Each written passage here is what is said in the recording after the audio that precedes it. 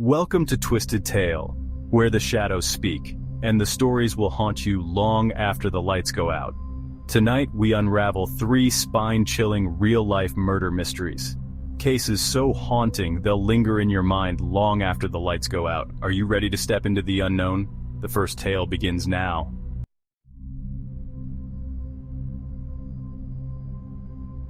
Hidden deep within the frozen forests of Oregon lies a lake shrouded in mystery. A place where serenity and horror collided one fateful winter. What began as a quiet retreat for 3 men turned into one of the most chilling murder cases in history. To this day, the events that unfolded at Little Lava Lake remain unexplained. This is the story of the Lava Lake murders, and the secrets that may still lie beneath its icy surface. The year was 1924, and spring was finally beginning to breathe life back into the frosty wilderness of Oregon's Deschutes National Forest. Little Lava Lake, nestled deep within the dense woods, had just begun to thaw. It should have been a season of rebirth and serenity. Instead, it marked the discovery of one of Oregon's darkest mysteries.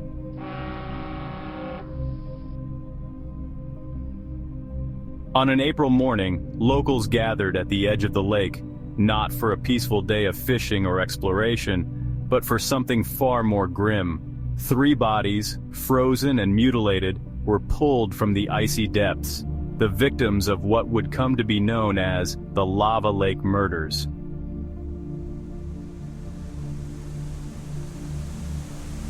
Our story begins in the fall of 1923.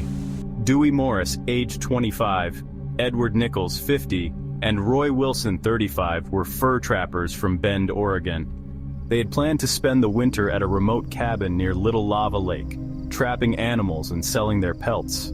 It was supposed to be a profitable venture, a retreat into the wilderness for hard work and camaraderie.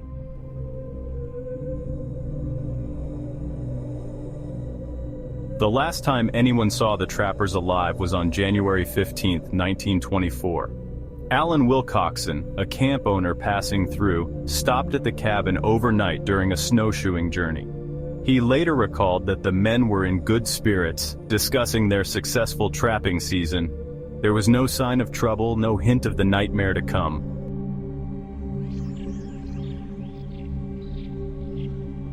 A month passed with no word from the trappers. Dewey Morris's brother Innes grew uneasy. In March, he persuaded Pearl Linz, the superintendent of the Tomalo Fish Hatchery, to accompany him to the cabin. What they found sent chills down their spines.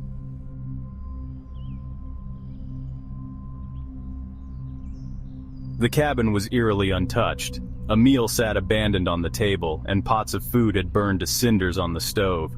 Their traps, winter clothing, and rifles were still there, but the men and their sled were gone.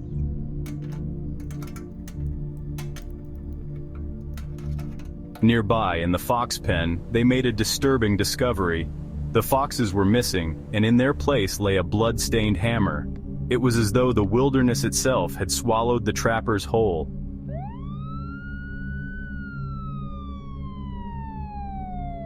Deschutes County Sheriff Clarence Adams arrived to investigate. He found more troubling evidence. The trapper's sled, partially buried in the snow, stained dark with what appeared to be blood. Nearby, a hole had been cut into the frozen lake, then refrozen.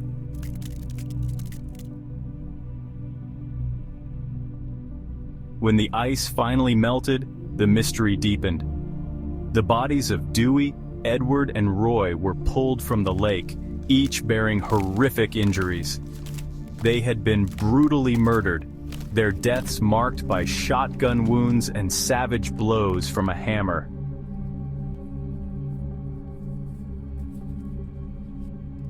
Edward Nichols' jaw and chest were obliterated by a shotgun blast. Dewey Morris had been shot and struck with a hammer, leaving a gaping wound behind his ear. Roy Wilson had been shot multiple times, one bullet fired execution style into the back of his head. The precision of the attacks suggested the killer knew exactly what they were doing.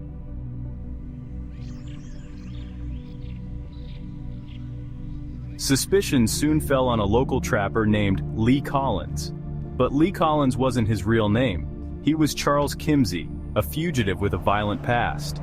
Known for his wilderness skills and ruthless nature, Kimsey had threatened Edward Nichols the previous year.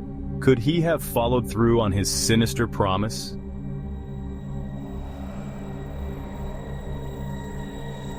Kimsey's history was damning.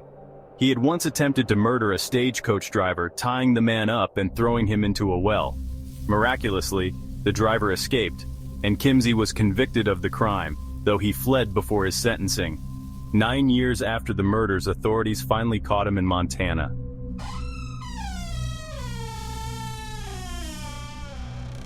Despite his shady past and inability to provide a solid alibi, there was no concrete evidence linking Kimsey to the Lava Lake murders.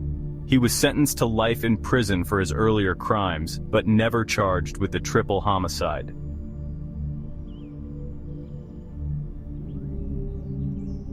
Over the years, theories have emerged.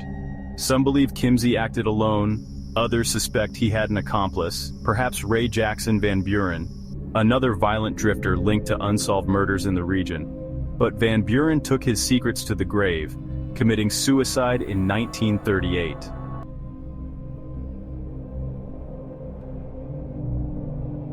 To this day, the Lava Lake murders remain one of Oregon's oldest and most chilling cold cases.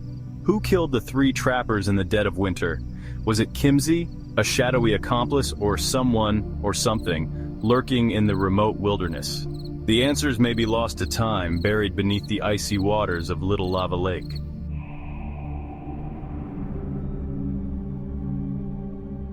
Until next time, stay curious and stay safe. You never know what might be hiding in the shadows.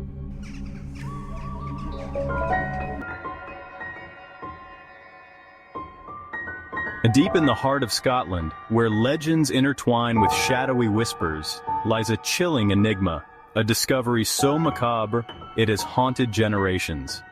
It all began on a quiet day in 1836, atop the rocky hillside of Arthur's Seat. 3 boys out hunting for rabbits stumbled upon something that defied explanation. 17 tiny coffins, each holding a lifeless doll, buried in the earth as though waiting to tell their story. Who created these eerie artifacts? Were they linked to one of history's most notorious killers? Or was it something far darker? Something unspoken, lurking just beneath the surface of the past? On our second story tonight, we dive into the twisted tale of the Burke and Hare murder dolls, a mystery where death, guilt, and unspeakable secrets collide.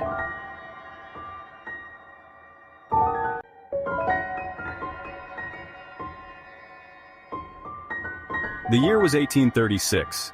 3 young boys were out hunting for rabbit burrows along the rocky slopes of Arthur's Seat, a towering hill that looms over Edinburgh. But instead of finding rabbits, they stumbled upon something far more sinister. Hidden in a small, weathered niche in the rocks, they discovered a collection of tiny coffins, each no longer than 4 inches, meticulously carved and sealed.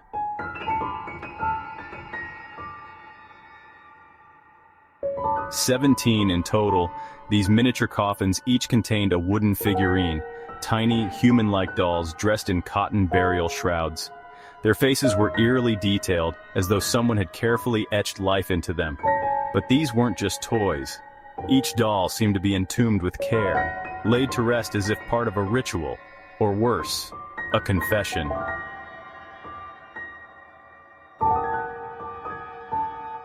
Soon, the coffins were linked to one of Edinburgh's darkest chapters, the infamous Burke and Hare murders. These 2 men, William Burke and William Hare, were notorious body snatchers who turned to murder to supply fresh corpses for medical dissection. Between 1828 and 1829, Burke and Hare killed 17 people, luring their victims into a grim trap before suffocating them and selling their bodies to Dr. Robert Knox, an anatomist at the University of Edinburgh.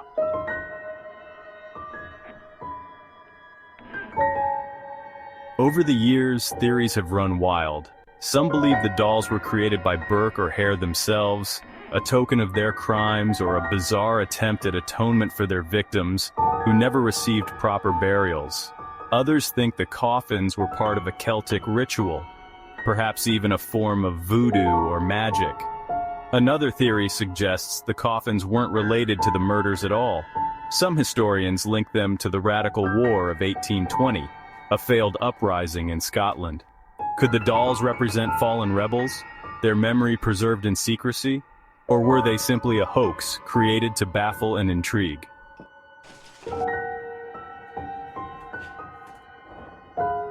Today, the 8 surviving coffins rest in the National Museum of Scotland. Visitors marvel at their eerie craftsmanship, but the questions remain unanswered. Who carved these tiny figures? Who buried them in the rocky hillside of Arthur's Seat? And perhaps most chillingly, why?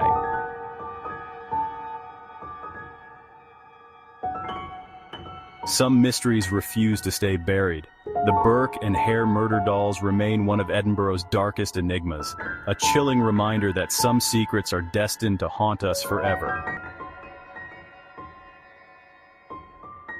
Some stories are whispered through generations, passed from one terrified soul to the next. Stories that make you question what's real and what's waiting for you in the dark. This is one of those tales, a story from a quiet village where death didn't end a man's life. It only gave him a new beginning. What if the dead refused to stay buried? What if they came back, not to visit but to feed? This is the chilling legend of Peter Blagojevich, a man who returned from the grave to terrorize the living and cement his name in the annals of horror. Some monsters aren't born. They're made.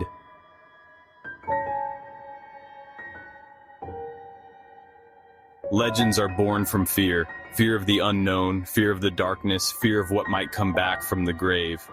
In a small Serbian village in the 18th century, such fear turned into hysteria, and one man's death became the catalyst for one of the most chilling vampire tales ever told. And one man's death became the catalyst for one of the most chilling vampire tales ever told. This is the story of Petar Blagojevich, the vampire of Kiseljevo. And one man's death became the catalyst for one of the most chilling vampire tales ever told. This is the story of Petar Blagojevich, the vampire of Kiseljevo.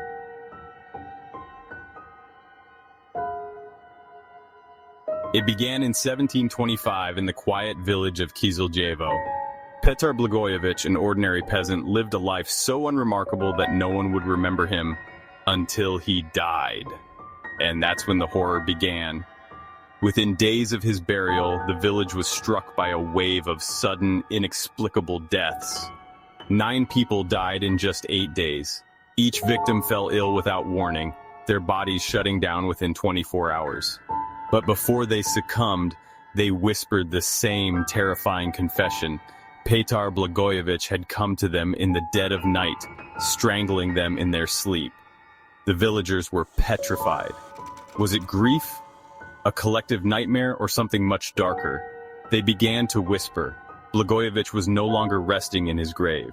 They began to whisper. Blagojevich was no longer resting in his grave.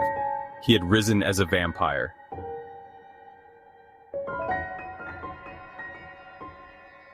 Blagojevich's own widow added fuel to the fire.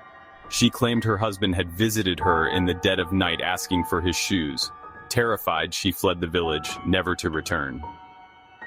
But the most horrifying tale came from his son, who reportedly refused to feed his father's spectral form.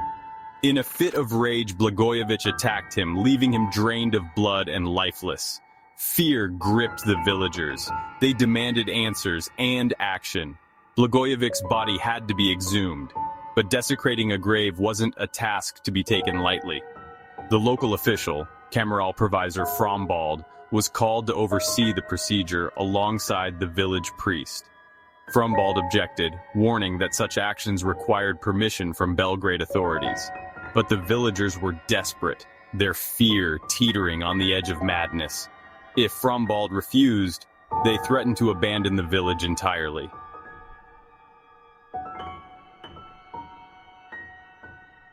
Under the cover of darkness, the exhumation began. What they found sent a chill through their bones. Blagojevich's body lay inside, but it was not the corpse they expected. The flesh was intact, his nails and hair had grown, and most disturbingly, blood trickled from the corners of his mouth. To the terrified villagers, there was only one explanation. He had been feeding on the living.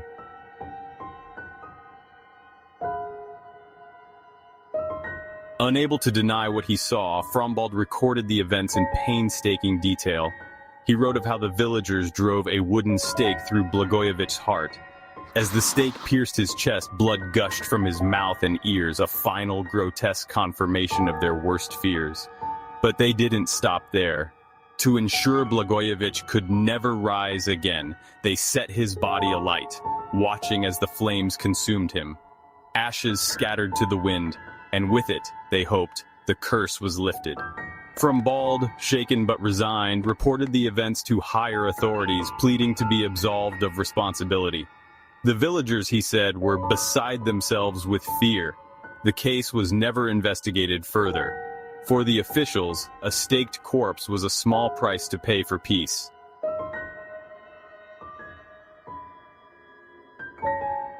Centuries later, the tale of Petar Blagojevich remains one of the earliest documented vampire cases in history.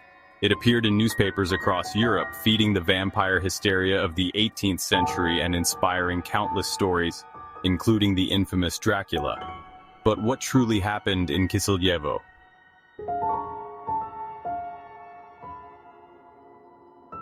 Was it merely superstition? A misunderstanding of natural decomposition where receding skin makes nails and hair appear to grow? Or was it something more sinister, an ancient evil that defied explanation? The villagers believed they had defeated the darkness that plagued them. But legends like this have a way of lingering, like whispers in the wind.